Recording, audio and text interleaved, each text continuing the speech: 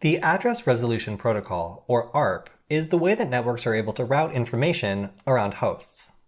We'll show you how this can be a treasure trove for hackers looking to identify other hosts on a network on this episode of Cyber Weapons Lab.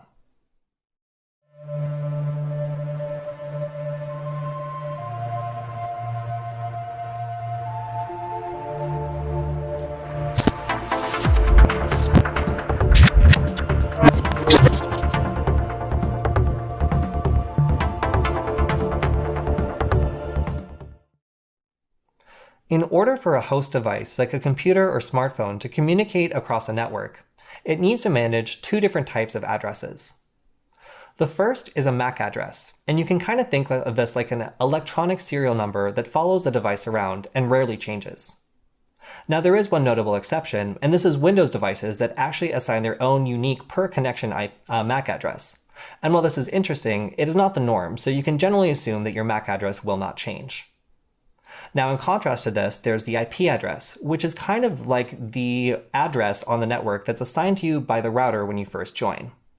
This ensures that any packets can be sent back to your device on the network, but both of these addresses will need to be combined in order to make sure that it can be delivered successfully. Now, this is what the ARP table does. It basically has a giant table linking different IP addresses to different MAC addresses, ensuring that packets can be delivered to those devices on the network.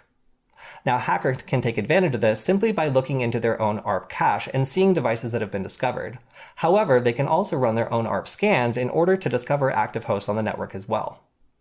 We'll use a couple different tools to do so, and in general, these all work great on Linux. But if you're using Windows, then you might need to use an approximate tool in order to follow along, or maybe use a virtual machine. Once you have a computer that's connected to a network that you have permission to scan, then we can begin. Now, in order to get started using the Address Resolution Protocol, the first thing we can do is check out our own ARP cache. Now, the ARP cache is where we save basically the associations our computer has learned about MAC addresses and IP addresses on the network. And initially, we may only see the one that leads to the default gateway, although this may increase as we stay on the network for a longer period of time. Now, to check this out on a Linux system, you can just type ARP and then tag A. Here we can see the route to the default gateway is 192.168.0.1, which is the minimum IP address for this particular network range, and it's mapped to this MAC address here. Now, we've also detected that that is an Ethernet connection on our wireless, here we can see right here on our wireless card. So that gives us a little bit of information about one route we can take in order to get to another host. Now, obviously this isn't enough information itself, so we can use a very basic tool that just sends out ARP scans to a particular network range, and there's even a more simplified version of it that we can use so we can scan a whole network in just 2 commands. So first, let's take a look at the tool, which is ARP scan. So this is a great tool because you can download it relatively easily just by apt install ARP scan, and you can see there's a lot of different flags that you can add in order to make it more useful. Now here you can see one of the most useful ones is just TAC localnet or TAC-L, which will automatically attempt to get the IP address for the network you're on, and then scan every possible IP address looking for a MAC address associated. Now this is probably the most useful way of using this because you don't need to really worry about it or kind of calculating it manually. So to get started here, we'll type ARP scan and then TAC-L. Now, sudo ARP scan. Sudo. There we go.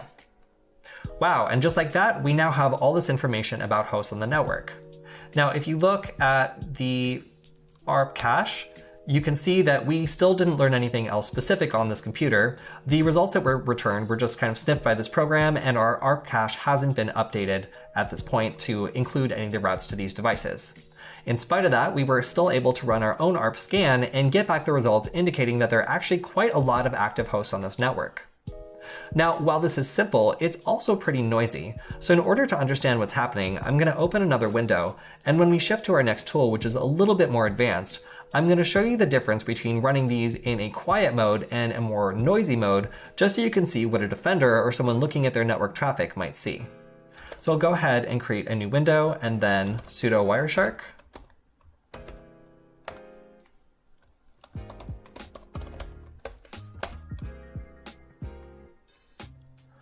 And as soon as Wireshark opens up, I'm going to go ahead and click on this wireless network interface right here, and we should start to see the flow of packets across the network.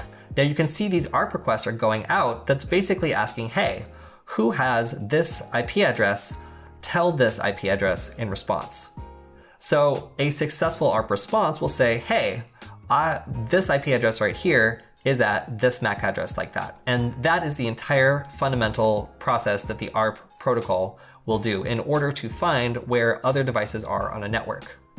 Now this is pretty cool to see, but let me put this over here, and I'm going to go ahead and run another scan just using the ARP scan tool, and I want you to see how noisy it really is and how noticeable it can be. So let's go ahead and rerun the scan.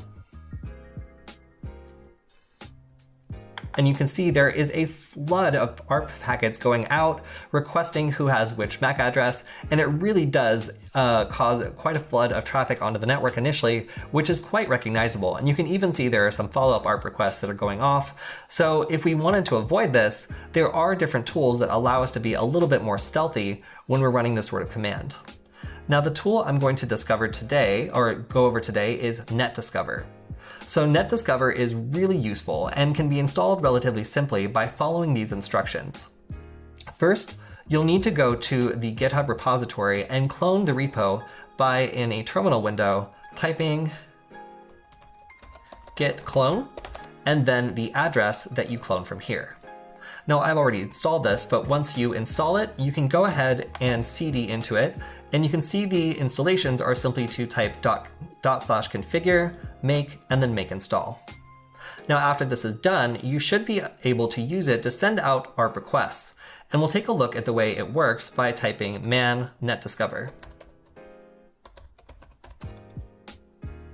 So you can see this is an active/passive ARP reconnaissance tool, and in order to use it, we can usually just get discovering nearby devices with a simple one-line command.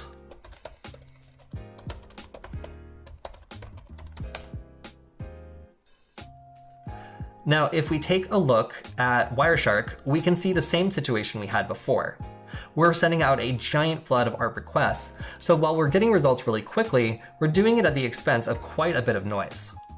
So I'm going to go ahead and stop, and this program will normally run continuously, allowing us to see maybe if a new device has joined the network and suddenly is announcing itself with an ARP request, or maybe a device that was down before suddenly comes back up and starts responding to these requests we're sending out. Now there is another feature we can use, which is much more stealthy. So now I'm going to rerun the scan with TAC-P, which is passive, and you can see that's noted here. And you'll note that there's actually no ARP requests going out, yet we're still starting to resolve various MAC addresses and IP addresses. We've already found 2. So what we're doing now is actually sitting quietly on the network and waiting for other ARP requests to go out, and then taking advantage of the information they bring without actually having to reach out ourselves. Now, if another computer on the network starts to send out ARP requests, we should see them going over Wireshark without them actually coming from our computer.